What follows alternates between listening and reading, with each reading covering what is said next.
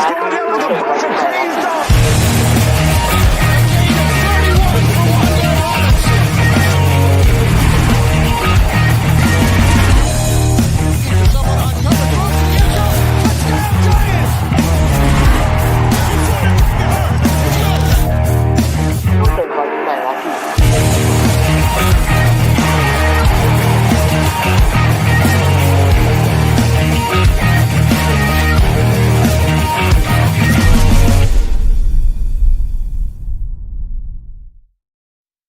My camera. How about them Giants?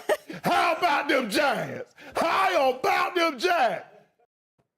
Giants fans, what is going on? Welcome back to the third season of New York Giants Rush Draft Talk. I'm sorry, the fourth season of New York Giants Rush Draft Talk. Me and Truth are back.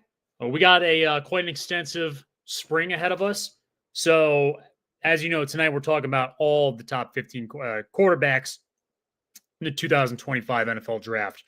However, one thing that we're doing different this year is we actually secured a couple interviews.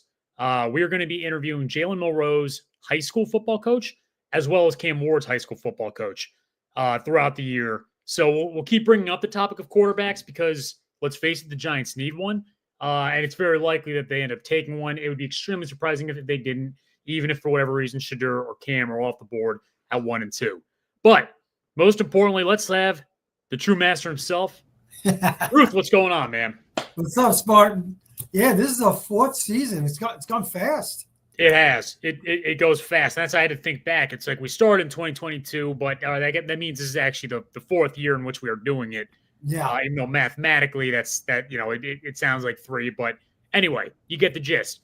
Truth, the most important thing we start off the show is I owe you an apology, and a lot of people owe you an apology. You know why? What's that?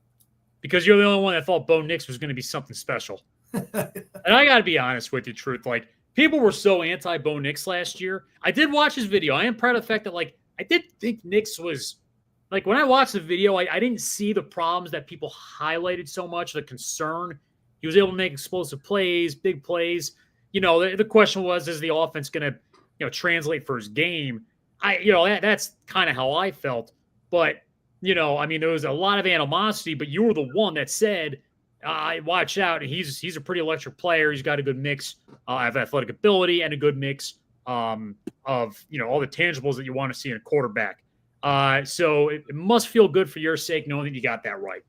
Well, I got lucky, I guess, but I really felt that he was going to be a first-round pick. Certainly not in the top 12, but a lot of people were saying no chance. And I just saw that he had the ability to throw the ball, to run the ball, not fumble, not create interception. So, sometimes you get lucky. Truth. What do people get wrong when they evaluate quarterbacks, in your opinion? Sometimes we see like a lot of trash talk on certain quarterbacks, and sometimes it's valid. Like, look, I mean, we all were not very high. A lot of Giants Nation were not high on Daniel Jones. I'm not one for stats too much. I don't want to harp on them, but it is a little concerning when you look at his productivity at Duke, and you really want to see serious elevation there. And we didn't quite see it. It's all measurables, but that's my feel. But like, what do you think the biggest mistake is people make when evaluating quarterbacks? I just it's the same as scouts in the NFL. When you're drafting a quarterback, you got to look and see what they're going to be, not what they are. And right. I think a lot of the times they probably mistake their judgment of what they think these guys will be. I'm sure that's what Gettleman thought with Jones. He probably thought Jones is going to elevate into a big-time pocket quarterback who can run the football, and he just had that issue with processing. He didn't do it well. He had issues with that, and you would wonder why, a kid from Duke, how he would struggle doing that. But I think that's the biggest thing. I think they look, the scouts make mistakes all the time. That's why we have a lot of guys in the Hall of Fame who are free agents, and some guys who are in the Hall of Fame who are day 3 picks. It happens. It happens. Yeah, it's interesting. I mean, a lot of it with quarterbacks does come down to, where they end up on a team. If they end up into a, dysfunctional, chaotic situation, coaching turnover right away, poor play, like all those factors, that come in. And truthfully, if they're starting right away, a lot of the times that doesn't work. Now we're seeing a little bit more success. I'd argue the reason might be because the players are a little bit older. Jaden Daniels is 20, just turned 25. So it's a little bit different than, when these quarterbacks would come out 21, really 22 years old. There is a significant difference in how mature you are and how much experience you have football-wise. So that might be enabling these quarterbacks to have, or enabling us to just see more quarterback success right off the bat, because guys in college are playing longer. They're not pressured to go to the pros. They can make me. In fact, some of the guys we are going, we're about to go over, we're not going over anymore because they went back to the draft. But back in 2010, this would have never happened. That's true. The new NIL does that with a lot of these guys. A lot of these guys are millionaires before they become NFL ball players. So they're already millionaires. So it's really changed the game. It really has. Yep, absolutely. It really has. And, let's get right into it. Virtually everybody on this thing has transferred at some point. I mean, that's the one thing that's definitely super unique. That's true. One guy in particular that hasn't, but let's get right into it. I'll actually give you the option, Truth. We generally used to start with the better guys and finish up with the scraps. Where do you want to start? You want to start with the scraps and then with the top guys, or how do you want to do this? Yeah, let's be different. Let's work our way from bottom to top. Okay. Let's switch it around. What's the difference? All right, let's start with Donovan Smith out of Houston, all right? Tell me about Donovan Smith out of Houston. We're talking about probably a later pick. Oh, yeah. Pros, cons, upside, what do you think? And listen, this is the world where Brock Purdy's and Tom Brady's have come out and balled out, so we can't disrespect anyone. Well, Donovan Smith, out of Houston, a little more of a pro-style offense they got over there, and he's a big kid, 6'5". His weight, whichever website you look at, goes from 220 to 235. Very athletic. He can extend plays with his arm. He's got a very good, strong arm. But he does have issues with processing to go through his progressions quick enough. Usually stays on that one first receiver. Sometimes forces the ball. If you look at his touchdown ratio to turnovers, interceptions, that's very evident on that, which relates to like a poor pocket presence he has. But that's why I think he's going to be a late day 3, possibly UDFA prospect. Yeah. I mean, look, you got to love the size and athletic ability, right? I mean, in terms of just having that fundamental, I do like that aspect. But, when you're talking about a quarterback, like the difference between a day 1 quarterback or day 2 quarterback, and even where Smith is going to go, you need to see those tangibles there as a, as a thrower, if you will. And that's where he doesn't really excel. But he has that athletic ability, fundamentally, and again, I mean, big body guy. I mean, you love to see it. Yeah, he could probably get picked up. Like I said, it could be a UDFA, and he could probably make the practice squad somewhere. And just let him develop, let him learn his craft, and you never know. Maybe it could be a serviceable backup in the NFL. Nothing wrong with that. Nothing at all. Wrong with that, But obviously, not going to break the next few guys aren't the type of guys that are going to go out there and wow Giants fans and make them, want them as a QB. But we're talking about, we never know what's going to happen in this league. No. All right. How about Brady Cook out of Missouri? Look, I got to tell you, the last couple of years, Missouri football has been pretty phenomenal. I mean, they've been outstanding in terms of how they've turned it around, and a lot of that's defense. They're able to pull very good recruits now. But, Brady Cook, I mean, he did have a lot of games where he went out there and put the team on his back. So what are your thoughts on him? Yeah, he's not bad. He's got pretty decent size, 6'2", 215. He's considered kind of a mobile pocket passer, is how they turn him, not like a dual threat. So if he's in trouble in the pocket and it collapses, he can run the ball and gain some positive yards. He's not somebody like a statue back there. He's pretty good. He's pretty good when it comes to short and mid-range throws. Not known for his long vertical passes, but in the mid to short, he's pretty accurate. Pretty accurate. Yeah. Go ahead, my bad. No, go ahead. We could go back and forth. That's fine. Go ahead. Yeah, I mean, it's worth noting, like, the ability to elevate that offense that he had, because it's more of a defensive first team. it did speak a lot. They're in the SEC, and he's playing against a tough schedule. So That's right. I love to see elevation. But again, it's a certain level of stiffness about him. And I think back to I'm going to draw a blank on his name, but a quarterback from West Virginia that came out around the same, Will Greer. Was it Greer? Yeah, Will Greer. Yeah. Yeah, I think of that guy a lot. Okay. When I watch Brady Cook play. Still very impressive college run that he had with Missouri. I know Missouri fans like him a lot, but again, we're talking about a day 3 pick. I don't think he has that full body of work that would enable him to ball out in the NFL, unless he gets drafted to the Eagles, and then he'll be perfectly fine. And different story there. Yeah, right. He becomes a star with the Eagles. No, he's not bad. He's got good. He has some skill levels. He's a good leader.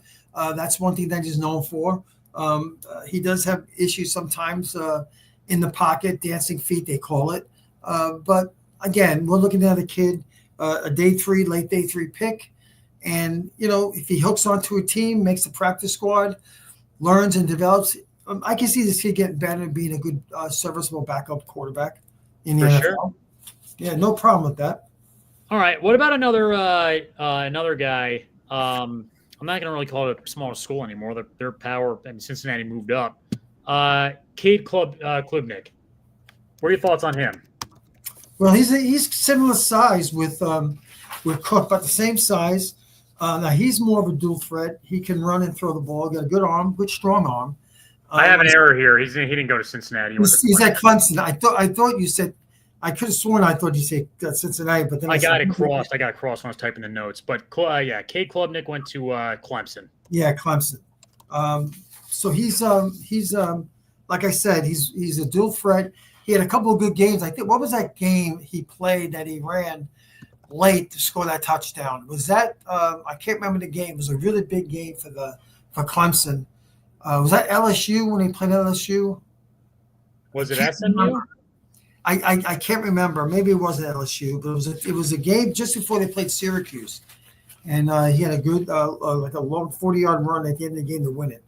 Like I said, his accuracy could be questionable when he throws the football, but he's very athletic. Again, these are all right now because we're starting from the back end. These are all late day 3 picks that could stick with a team if they have a good training camp and either make the squad or make the practice squad. Yeah, it's been a minute since Clemson's been able to develop a quarterback since Lawrence left the school, right? So we see in Venables' system, what a good quarterback should look like. He did elevate Clemson kind of back to something like moderately relevant. They still had issues this year. They're not nearly what they were in, the 2016 and 2018 runs. But, it does speak volume to the fact that they had a pretty good offense. And for about 6 weeks there, if you look back at their schedule, they were averaging well over 50 points a game. And everybody except for one of those teams during that stretch was an ACC opponent. So that was pretty impressive. Yeah, that was. And Clemson was a dominant team back in the Trevor Lawrence era. Oh yeah. And, they're trying to get back to that glory days, and it takes time. A lot of times these schools they go through cycles. It's a war out there when you're trying to recruit. Agreed. And Agreed. It's tough. It's tough. When you're competing against the Georgias and the Alabamas and we see through South Carolina how they're starting to get blue chip players now. Oh yeah, they're putting up a fight now with Clemson. Yeah, they're on the rise. Watch out for them next year. Yeah, it had been a minute since South Carolina could punch above their weight class and actually beat Clemson. So I'm with you. They're looking better. It's obviously a little off topic. I can always talk all different directions of ball. Let's talk about a guy who's got another game to play. Riley Leonard at Notre Dame. What are your thoughts on this guy? Because he's been proving himself more and more as the season's gone on after that NIU loss. Yeah, that's something. How they lost that game. I was at the first or second game of the year, and they've run off a lot of wins since then. And this kid, he did play at Duke, if I'm not mistaken. So he's one of these transfer kids you were mentioning earlier on. Yeah, he transferred from Duke, so a lot of Giants fans might be a little. We don't hear Duke. They don't hear Duke. But this kid's like he's having a Cinderella story right now. He's when I look at his game, great athlete doesn't shoot out at me when I watch him. But the kid is fearless. He's not afraid to stick his head in there and run the football, which he did a lot of time in the last game when they were third and short or fourth and short, and they went for it. He's not a refined quarterback in terms of mechanics. When you think about the quarterbacks coming out of the draft, the more ones coming down out in the first or second rounds, but the kid is tough. He's got a high IQ. He's an overachiever. I guess that's the best way to put it, to explain him. He's an overachiever, and I'm curious to see how he does against the Ohio State defense, who I think are playing they're arguably their best football after they the loss to Michigan. They have really stepped up, especially that defense. So they're killing it. They're killing it. So I mean, look, if he can ball out against Ohio State's defense, that'd be very telling for him. Yeah, I personally can't. I don't think Notre Dame is going to score enough points against that defense to win that game. Again, we're talking about Ohio State offense that's loaded with talent. I mean, look at their wide receivers. They have two quality running backs who they'll just wear you down, and I think that's what they'll do to Notre Dame as the game progresses. They're going to wear them down and start putting points on the board late in the second half. Well, we can leeway this one right into the Ohio State quarterback as the next guy. I will say this about Riley Leonard. This is a very strange prediction, if you will. When I look at him play and when I look at like who he is as a character, he kind of reminds me of those of the journeyman quarterback types, like the McCowns of the world or the Fitzpatricks of the world. He doesn't scream like he's going to be the guy that goes out there and balls out and can be a franchise quarterback. I don't see him. But he looks like he's going to hunker down on the offensive playbook based on everything that I've heard about him. 2 schools where he's kind of done that. Be a leader in the background and not necessarily lead by example on the field, but be that quarterback that's constantly mentoring, constantly there to develop, constantly there to go in and back up and at least keep you afloat. You're not going to go 3-14. That's what he screams to me. I don't know why I feel that, but we'll track his career and we'll come back in 20 years and see if I was right. Yeah. Listen, in history of NFL football, we've seen a lot of players who don't get taken early in the draft or don't even get drafted have successful careers, and who can say he can't be one of them? Yeah, I do like his will, his desire. He's a gamer, and you like that. When you're a lineman, you like to see your quarterback get his nose dirty. Right. It's inspiring. I'm not a lineman. I didn't play a lineman when I played football, so I'm just assuming that would inspire me if my quarterback, put his money where his mouth is, put it that way. Loved it. I played offensive line. Every time we had a quarterback that was just like that tough mindset guy. I mean, we had one of the years I was in high school, we had that. He was a short guy too, but he just loved rushing into the linebacker. And you fed off that, right? You fed off that. Loved that energy, man. As a leader, that's what we love to see. It's almost like the respect of he's willing to do it himself. But all right, let's go right into the Ohio State quarterback then, Will Howard. He revived the passing game at Ohio State. I think he did a pretty good job this past year. Obviously, in just having a coordinated offense. He doesn't have that dynamic ability, but he does have a very strong arm, very accurate arm, and overall is like just a pocket passer. He's pretty efficient quarterback. Does he scream elite and dynamic? No, and I would have liked to have seen. I would have liked.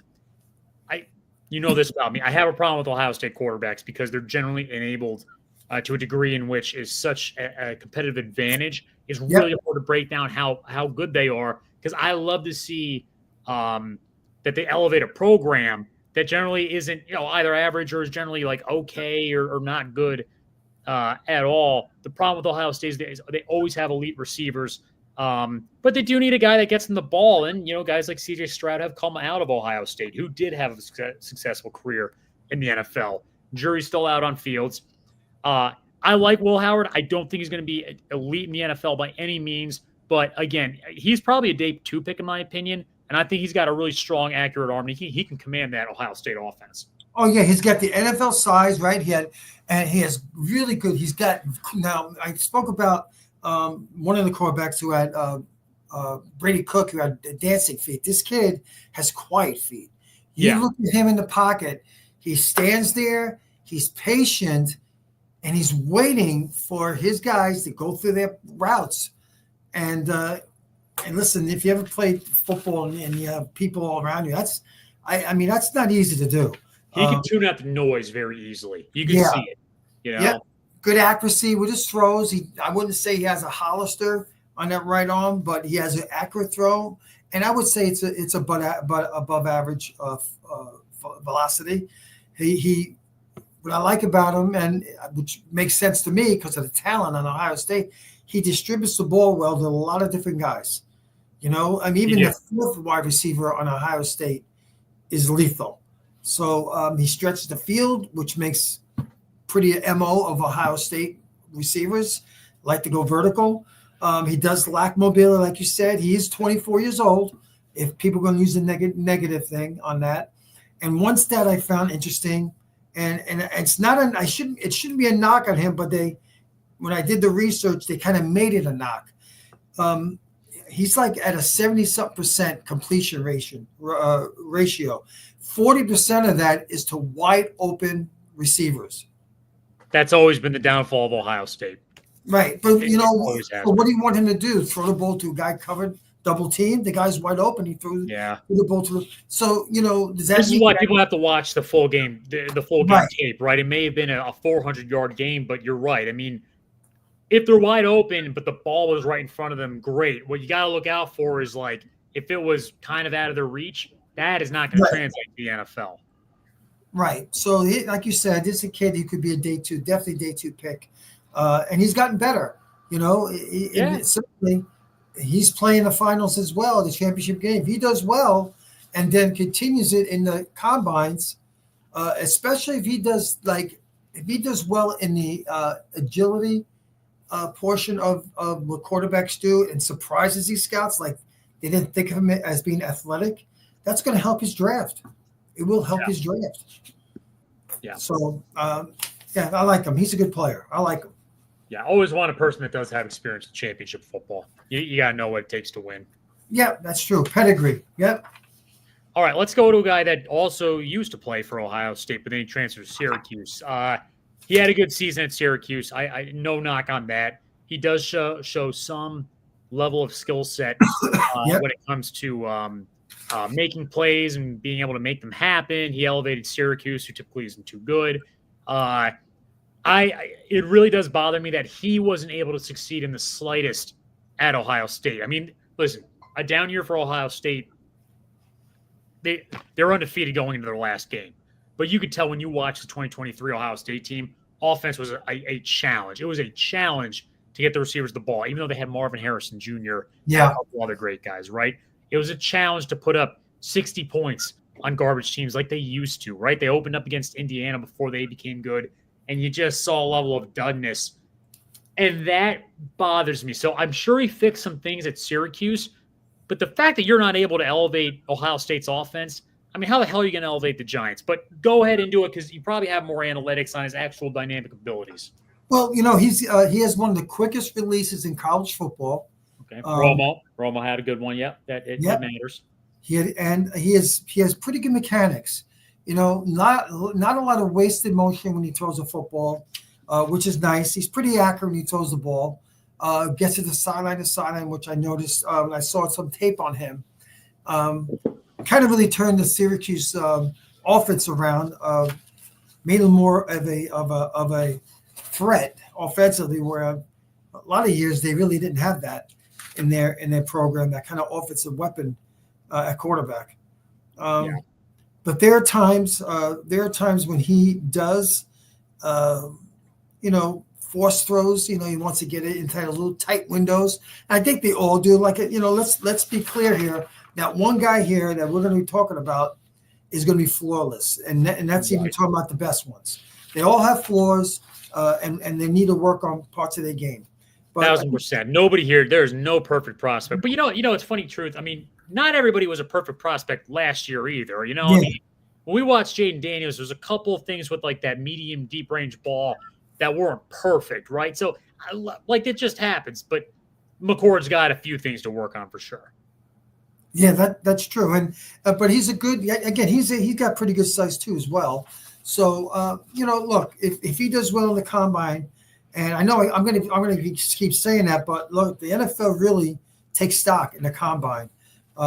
Many people don't believe that, but they do. They invest a lot of money in that, and it matters how well they do, how they interview. That's another thing that's overlooked. Not just the athleticism, these guys, the way they interview goes a long way. Well, someone should have interviewed Kadarius Toney and realized right then and there. He was Yeah, no, I know. So I like him. I like Kyle McCord. Probably again. I think he's a day. I'm gonna say late day 2 pick, maybe early day 3. It all depends because there's a lot of other positions that are pretty deep that are going to be, when we get in those back day 2 and day 3, you're going to go best player available most of the time. 100%. So 100%. We'll see what happens with him. All right. So here's a guy that's flying under the radar that I actually like a lot. Yep. And when we talk about program elevation, this is the greatest level of program elevation I think I've ever seen in my life, because Indiana, they were top dogs in the Big Ten. They're never top dogs in the Big Ten. They could have won the whole thing. Yeah. They gave Notre Dame a run for their money. So, and when you look back, right, a lot of the times, even these top teams, it's like, all right, who's leading them in the water? Curtis Rourke, fundamentally, I actually think might be the best quarterback on this list in terms of just how he goes through the motions and what he's supposed to do and how a coach would tell a player to go about his way. And if you look on the screen here, we got a UCLA game. This is when people realized that IU was legit. And Curtis Rourke went out there and he crushed a team on the West Coast and an away game. Don't get me wrong, UCLA is not an elite program. But you just watch him here on the second 11 play. Just watch him go through the motions. Yeah, see that play right there? Yeah, yeah. And even though that was an incompletion, that was still a very good pass. It was still a very good set. So in my view, Curtis Rourke is a very underrated guy coming into this draft. He's not going to be a day one guy. But, if the Giants do what they did with, what the Commanders did with Kirk Cousins after RG3, I wouldn't mind it with this guy. What are your thoughts on him? Yeah, I think everything you said is good. You can see how well, he represents himself in the pocket. He stands nice and tall. Again, good NFL size. Doesn't have a gun, but he's an accurate arm. As you just see right there, he has pretty decent footwork. If you watch his feet when he throws, watch his front foot when he's ready to throw. His front foot's aiming where he wants the ball to go. That's something that's important when you watch a quarterback throw the football. Yep. I like his release. He doesn't throw by his ear. He gets a little bit above, gets a little higher. So I believe he's 6'5", right, Spartan?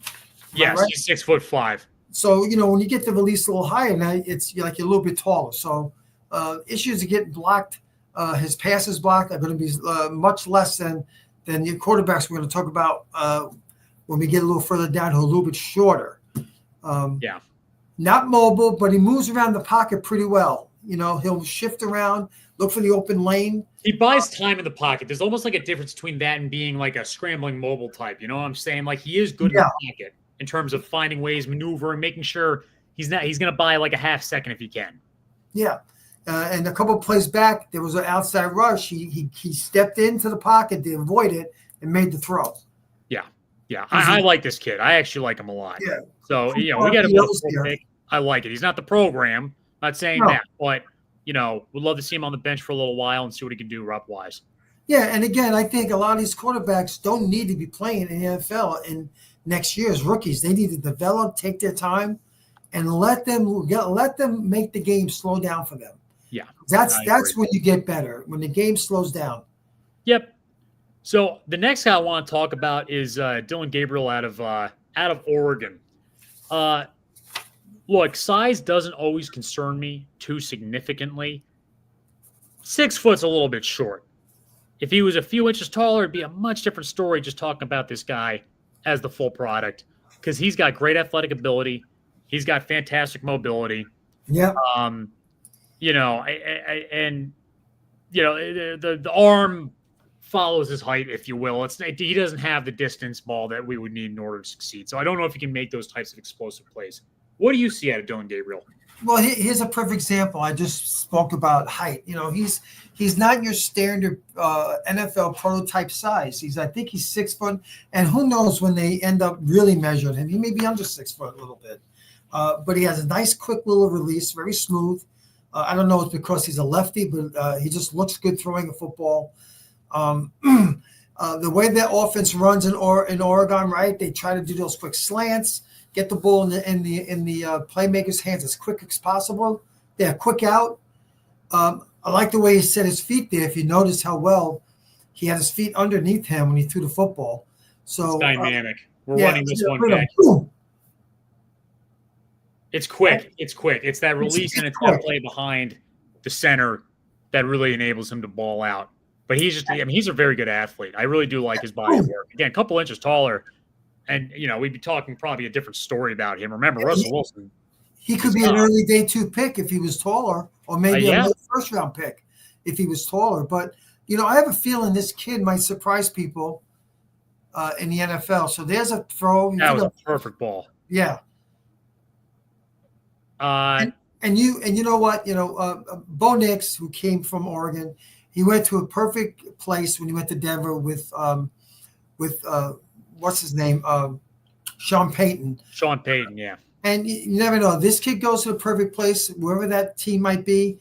You know, you let him develop, leave him alone. Don't rush him. Let him learn the playbook. You might have a surprise pick here. I mean, look at that throw he just made right there, post, right down the middle. Well, look at that. He knows how good he is. Look at that. Yeah, and, you know, I mean, look, Oregon's always got a very explosive offense, right? So he contributed to that. He followed Bonus steps. I mean, it's dynamic, and I think he comes from that offensive mindset. If he at least learns something with the fundamentals of how that offense works, he'll find ways to create plays. And what's hopeful is, and people got to pay attention to this because I understand it's overlooked, but quarterbacks call audibles a lot. And I think the offense that he was an understudy of, you know, he's aware of like what plays are going to make the most sense if they're in a situation where they don't feel comfortable with the play that they're about to run. Yeah, and the only thing about him that I'm not, it's not that I'm worried about it. I want to see, you know, with Oregon, he had the luxury really when he saw hit the first receiver, the guy was usually open, so he didn't have to go through his progressions all the time. I want to see how he does with that if he has to do it more often, and how he adjusts to that, and if he makes the right selection when he throws the football. Well, he'll be an exciting one to follow throughout the NFL, that's for sure. I mean, he's definitely not going to start day one for anybody, but love that kid's athletic ability. Love his level of play. Yeah, there we go. He's running right there. You don't see that from him a lot, but he can do it if he has to. He can do it. Need the dynamic ability in this day and age, in my opinion. All right, let's move on to Jackson Dart. Oh, this is a big one. Yeah, Dart is a good one. It's truth. I think you and I agree. I think he's the most underrated quarterback. I'll just give you my opinion. He's the most underrated quarterback in this draft. And I think he has the best ability to be that guy that was later pick, isn't like, you know, later in the first or not the top guy taken, but the most successful. Here's what I like about him personally, right? Just pull out my note. Dart makes explosive plays, and he makes them happen when things are in, you know, relatively dire situation. He's really, really, really good in the pocket. He's really good under collapsing situations. Some people knocked him for it. I didn't see it. He didn't have the top offensive line in football with Ole Miss, but he had a good experience dealing with the SEC defenders, crushing in and pushing him out of the pocket. And he can make plays similar, and obviously he's not the same level, but similar like the way that Mahomes does almost. He has a deep ball. He can land those things very well. I think for Jackson Dart, it really comes down to a couple things. And this is debatable. He's young, right? A few years ago, that's an advantage. Now it's like, well, look, you probably can't go out there day one, but he's going to be 22 in the year 2025. He is not one of the 25-year-old QBs. That's a good thing in my view. As long as he's not a day one starter. Depends where he goes. Yep, depends who takes him. You're right. But he has an ability to really just light it up on offense, and he's difficult to contain for a lot of opponents. So I really like Jackson Dart.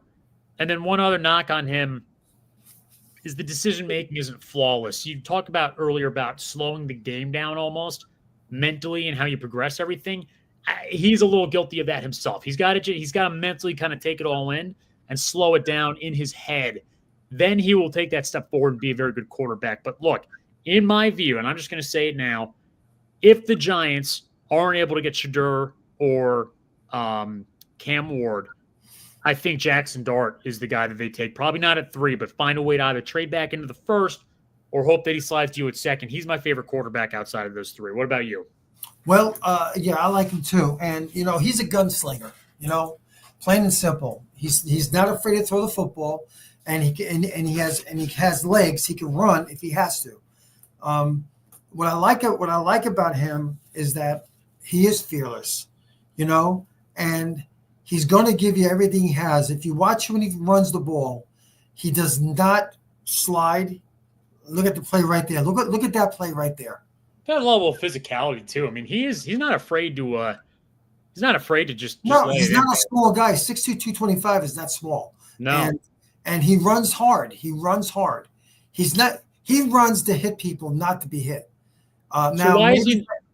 Go ahead. I was going to ask you, in your opinion, because sometimes I feel like everybody's got eye level all these dudes just to get their own opinion and be like, you know what, I feel like I'm seeing something off here. Why is he not as highly touted in your view as these other guys like Ward or Sanders? I'm not saying I would take him over those guys, but I am looking. I'm like, I don't think that we're too far off here. Well, if anything. But what are your thoughts? I will say this. I think sometimes the reason why he's considered right now a day 2 pick is because I think there's some kind of hesitation, because if you look at his, and I don't look at stats so much, but perhaps scouts do. If you look at his stats against 4 teams he played against, which was Georgia Southern, Fordham, Duke, and Arkansas, who was ranked very poorly on defense, that's where he had the chunk of his touchdowns and his yardage. You know what? I get it. I do get that. So they worry about him doing. I know he played well against certain SEC teams, but he didn't have his best games against some others. So I think they worry about consistency in his game, and if he can do that at the NFL level, because NFL is not college. It's a whole different animal. So I will take this. I think the SEC gives him that ability that will translate in the NFL in terms of, even when you watch Mahomes has, a third of the games he just balls out and goes animal style, right? It's like 4 weeks, similar to Dart. 4 weeks out of 12 games in college is 33% of the schedule. Mahomes goes out there and has days where he just lights it up, lights up the scoreboard, lights up the yards, lights up all the categories. Then he has, the middle of the pack games where he's, very strong games, very good games, nothing absolutely insane, but strong, steady. They win by, more than a touchdown. And then there's those other third games where he has an off day but recovers, and then with 2 minutes to go, he's, the perfect guy again, and they find a way to win the game. There's going to be a bell curve, and I accept the fact that Dart, with the schedule he dealt with the teams that he played against, with the team that he had himself, that the bell curve might actually translate pretty well in the NFL. I just like to see that he can ball out at points, because Daniel Jones, for example, never did. Yeah. And you know what, Spartan, if this kid does well in the combine standing next to, that's if it's Sanders or if Ward do participate in the combine. If he does well in a lot of the categories, it could push him in the first round. It really could. It wouldn't shock me if he gets drafted. I just don't see it in the top 15, but I could definitely see it in the back end of the first if he does well in the combine. Yeah. All right, let's go on to another quarterback. Highly touted, big name. Archie Manning's got big shoes to fill, even though he's already considered the top QB for next year. What are your thoughts on Quinn Ewers? Well, first he was good, staying in school. Now he's coming back out of school. I'm kind of hot and cold with him in his game. I just don't know how his game translates into the NFL. I don't know. I mean, I watched the game against Ohio State last week when he played, and he had some throws, but he also had other throws that weren't very good. I don't like the way he throws. It looks like to me he throws in here a little bit. I like to see up here more, but that could be fixed, of course. Yeah. It's funny. His fundamentals are flawed. That's been a big criticism. Yeah. I mean, he's not a bad player. And, listen, you're playing at Texas, a good big time football program. The kid's got talent. He does. He does. I just don't – I don't think he's a first-round pick. I've seen some people putting him in the late first round. I don't see it. I actually see Jackson Dart getting drafted before him, I think. Yeah. So, his abilities don't scream to me like, man, this guy's going to ball out. I know he played for Texas and they were a good team. Yeah. I tell you what I did like about him, though, his ability to kind of process what was going on the field. He gets out of the pocket too frequently. Like, you'll see it right there. Right there, yeah. He gets out of the pocket a lot, but I do like it when he gets out of the pocket, the way he's able to break down the field and find the open receiver. I think he did that probably better than anybody. But that was kind of it again, like that. It's the arm. It's everything that didn't really quite click to the same degree. So I'm not a huge Quinn Ewers fan. I did like watching him play in college. I just don't feel like he's going to be able to go out there and ball out. Yeah, I just don't know if his game translates well to the NFL, and I could be wrong. I just don't see it like I see other guys. Just came in. I am curious on our thoughts on Milroe. Oh, we didn't get there. Good news for you. The next quarterback to talk about is none other than Jalen Milroe. Perfect timing. Yeah. What are your thoughts on Milroe? No, I'm going to let you go first because I got a lot to say about him. Okay. All right. I think Milroe actually probably has the most upside in terms of they can use a year on the bench. And there's a story out there is very similar, not just because they're Alabama quarterbacks. I think Milroe, depending on who he gets drafted to, sitting for a year and then going out to the NFL, he could be really poised to ball out in the long run. I think when you watch him play, there's a lot about his game that probably just needs to be cleaned up. And if you look at his stats, like we said, I mean, I'm not really a huge stickler for harping too much on stats unless there's some cause for concern. That happened with Malik Willis. He's way better than Malik Willis. I'm not bringing him in for an actual comparison. They don't play like each other.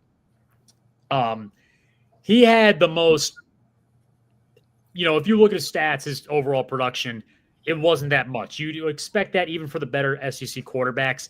But from Milroe, I didn't see that level of elevation of the program.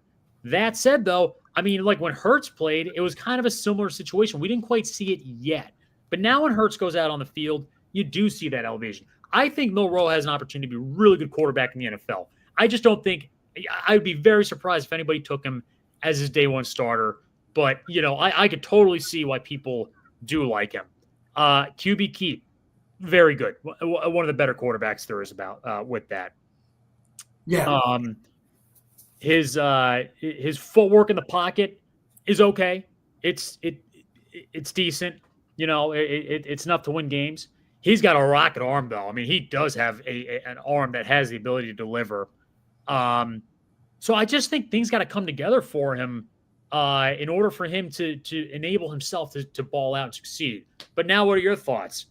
Well, look, he's the most athletic quarterback in this draft. There's no argument. The kid. I mean, if people watching this video of him, there was some running plays that he ran around Georgia defenders, and we all know Georgia's defense is fast. he made them look slow. He did. made those guys look slow. So there's no question about his ability athletically. I worry about his pure passing. If you watch some of the throws he makes, you talk about his arm. Yeah, he does have a good arm, but I think he can have a strong arm along with accuracy if he gets his footwork a little bit better. Sometimes he doesn't throw. He throws flat-footed. Sometimes he doesn't throw stepping towards his target. He relies on his arm too much to guide him. But I think you talk about him staying a year developing in the NFL. I really think if he stayed in school one more year, then gets drafted next year and stays another year developing, I think the sky's the limit for him going to 2027.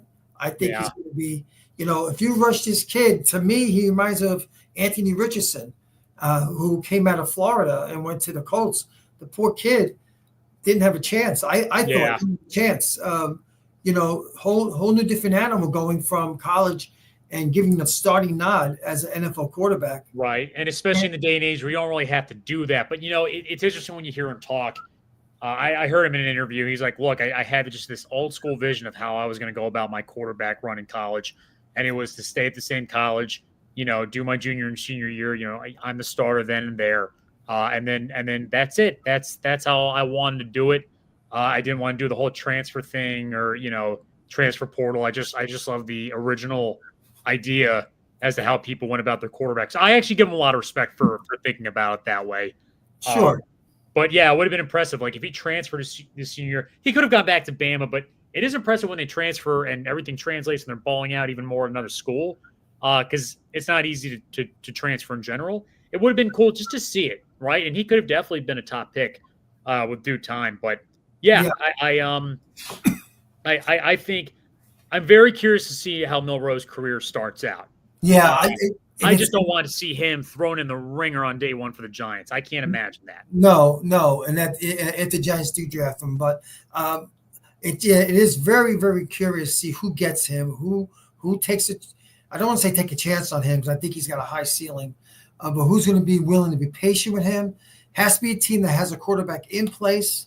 Yeah, you have to, like, if the Giants took him, they got to have a vet. There's no way they can just throw him in the ringer. It's not going to work. Yeah, but the Giants wouldn't take him at 3. I mean, that's too early. No, that's not going to happen. In fact, what the Giants might do is just wait and see who's available when they get to the second pick, and then go from there in unison with a vet, unless they're poisoned. If they find a way to trade back in the first, I think that's a good idea. I think Spartan, that's a very strong possibility. The Giants trade back into the first. If they see how the draft board is shaping up and they say, gee, this guy's still on the board, that guy's still on the board, let's trade up these 10 slots. Let's go get them now. Let's not wait.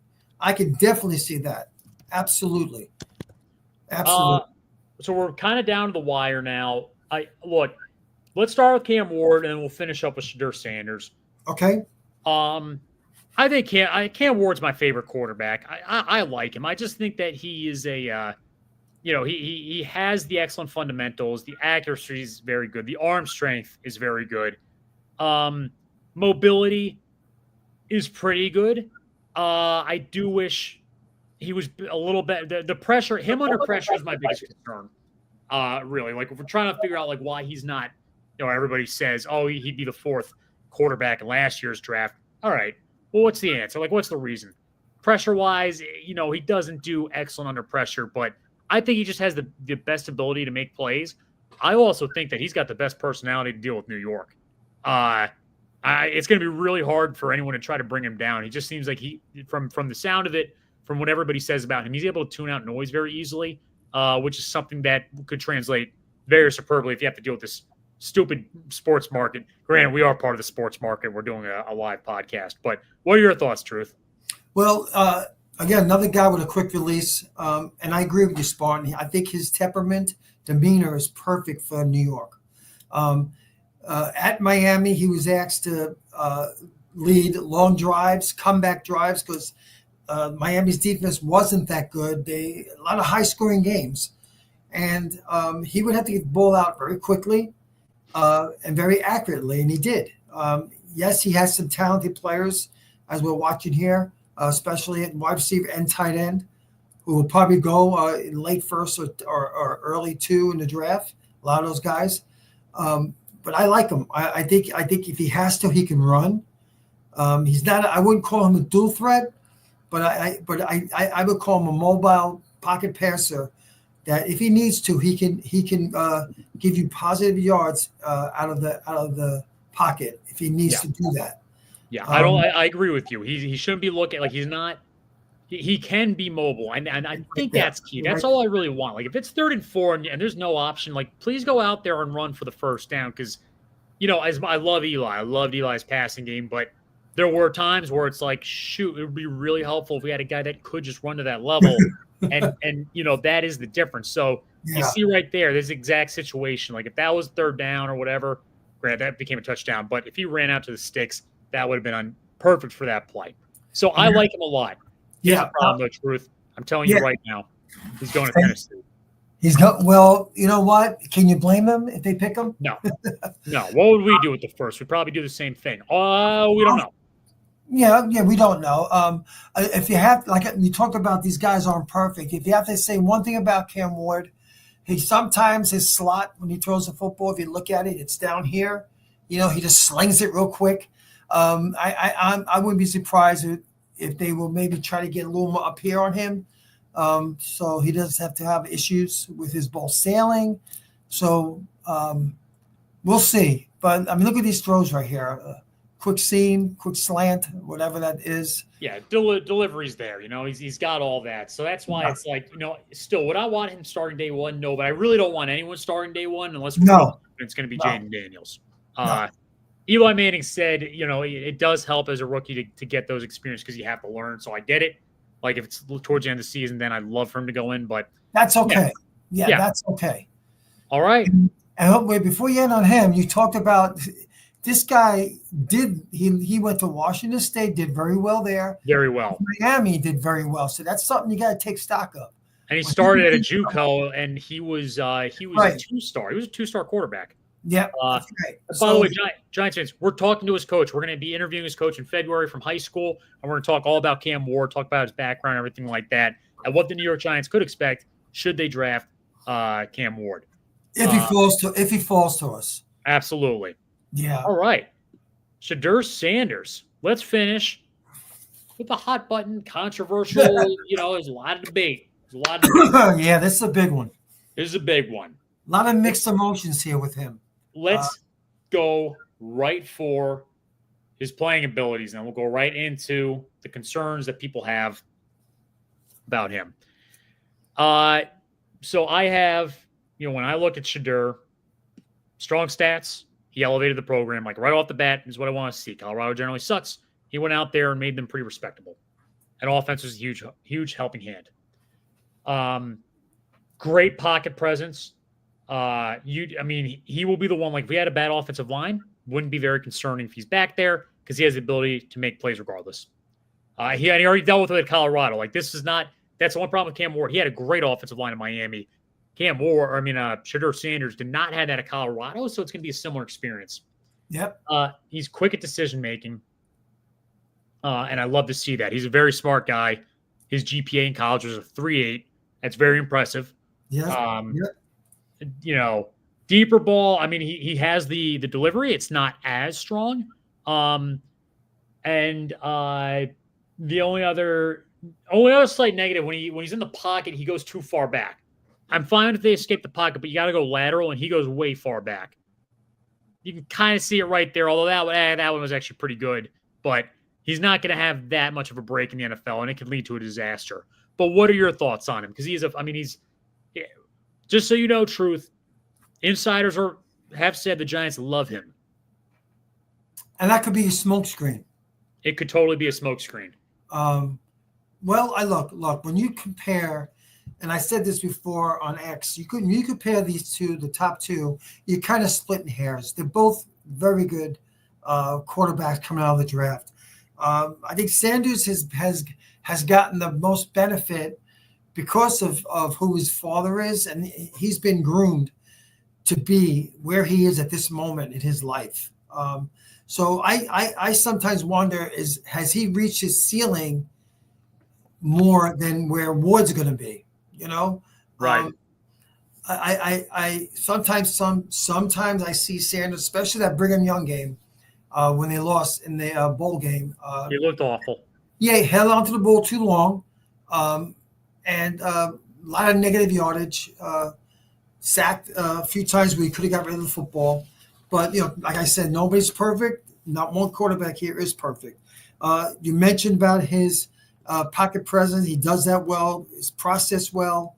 He has good feet. I like the way he throws the ball, how he sets his feet when he throws the football. He knows what he's doing back there. So Yeah. I can there's no question why him or Ward are going to be the first guy picked in the draft. If whoever gets picked is not going to surprise me one way or the other. For me, the red flags I worry about. Yeah, go right into the red flags. This has to be discussed because obviously, look, there are red flags as to why you wouldn't want to take a player. And then there's some red flags where it's like, well, is it a red flag or is it not? Yeah, I've seen both. So go ahead. Yeah. Go ahead with your thoughts on this. I shouldn't say red flag. I should say concerns. I kind of mentioned it. I just think because of his history with his dad and the program, him developing, I think that his ceiling is not as high, or he's gotten as closer to his ceiling than where Cam Ward's going to be. I think Cam Ward is going to be heads and shoulders much better than this gentleman by time their rookie contract ends. Just my gut feeling, and of course I could be wrong, but that's how I'm looking, how I see it.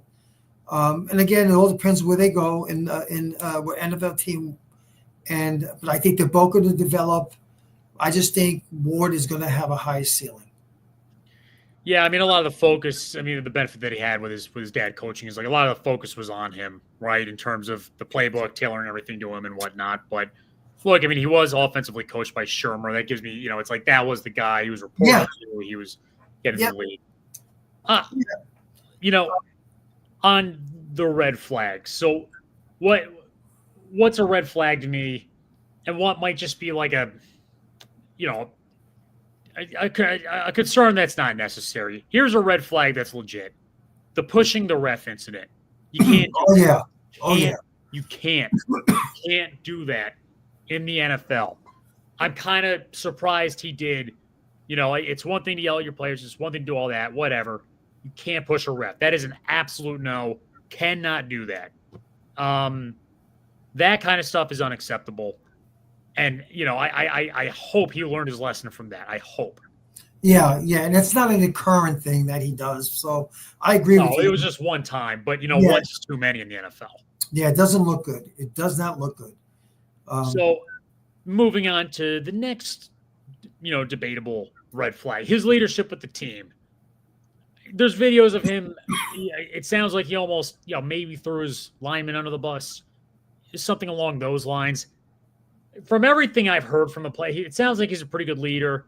I think people like the what he brought, out of players and whatnot.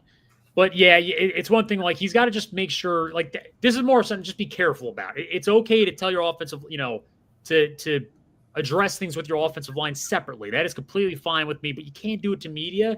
Just don't. You can't do that stuff.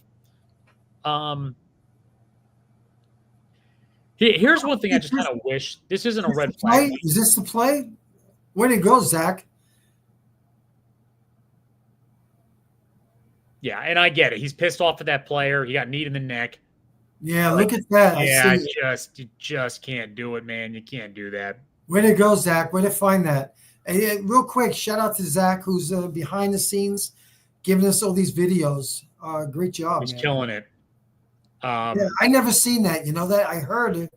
I heard of that it happened. I never saw this play. Yeah.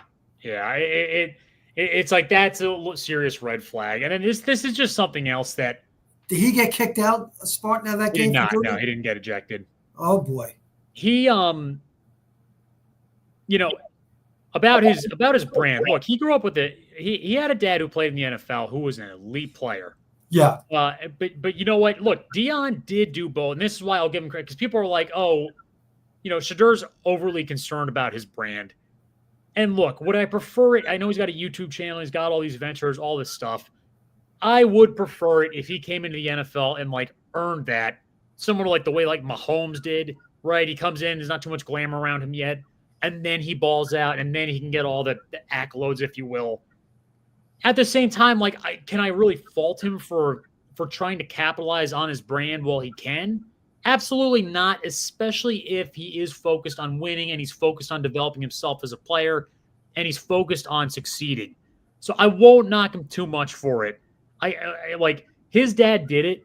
He did both, and he was perfectly fine. You can be a guy that capitalizes on your brand, build that brand, and ball out. But when he steps out on that NFL field, it's got to be re-earned. He's got to earn it again. Otherwise, it's going to be a real clown show if he's going out there and struggling and then having the YouTube channels and the podcast. It's so I want him to do what's best for him. Don't get me wrong, but you're going to walk into a team. You got to be a leader of that team, and you got to be a leader by example, not just a vocal one, right? That's the expectation for him. So if he earns that within that first year, I'm completely fine with it. You have the YouTube channels, big brands. He could be the Michael Strahan of New York and have, be on Good Morning America, radio, do all the big brand deals. I hope that's what happens if we get him. I really do. Yeah. But it's got to be re-earned. He can't. You won't just walk out and have it. What are your thoughts on that, Truth? Well, yeah. Another thing. How well will he adjust without his father beside him, guiding him, nurturing him, as he has in college? When he gets to the NFL, he won't have that. Yeah. And will that affect him a little bit? He'll have to have a little bit of adjustment, growing pains, so to speak. He might be able to handle it and adjust, but maybe he'll have a little time where he needs to kind of grow up without. I agree. Without his father there. We'll see. So hear me out on this scenario, Truth, because this is our pathway to get Shadur, unless we trade up, which I don't really know. No trade up. No, yeah, we just don't want to ruin potential future assets, right? So I think what's going to happen is if Cousins gets cut by the Falcons, if they can't trade and they just cut him, here it comes. Cousins is probably going to go to Cleveland because of a connection with Stefanski. That's what I'm calling is going to happen. If that happens, they'll have him on the roster. They'll probably just end up skipping on Sanders as a whole. We'll see if they trade back. We'll see what they do with that pick. But I would expect them to sign Cousins if he's available. And then the Giants could take him at 3, especially if they do the Eli Manning and Archie situation where, the Sanders, who are rumored not to be favorable of Cleveland, do step in and say, we don't want you drafting our son. We'll see what happens there. That's very possible, Spartan. And if they did do that with Cousins, then I would say the second pick in the draft is going to be Abdul Carter. He'll go right and play the opposite side of Myles Garrett. I agree. It's either going to be Carter. I think Will Johnson's a phenomenal pick. I wouldn't mind him. We'll get to all these guys. I even like Hunter. I do like him. I just don't really know what the Giants are how they're going to incorporate him and use him. So we'll get to that. See, the thing with Hunter, I don't go too crazy. We'll talk about him, but is he going to play more wide receiver or more cornerback? And does he want to play more receiver or more quarterback? Right. And is he good? Is he the best at each of those positions compared to other receivers or other cornerbacks? That's great that he can do both, but I didn't know he can do one better than anybody else. Yeah. No matter how good he was in college, he's not going to play a lot of dual wide receiver. He'll get some snaps. He's not going to play on both sides a lot because it's going to be special. That is grueling at the NFL level to do that. Wow. Truth, we are at the top of the hour. Giants fans, I do want to thank you all for tuning in. We have more to discuss on quarterbacks, lots to come. Tune in next week. We can't wait to bring it, to be back. We got Big Dash Nose next week. Big Dash Nose. Yeah, Big Dash Nose, baby. All right, guys. Take care, Giants fans.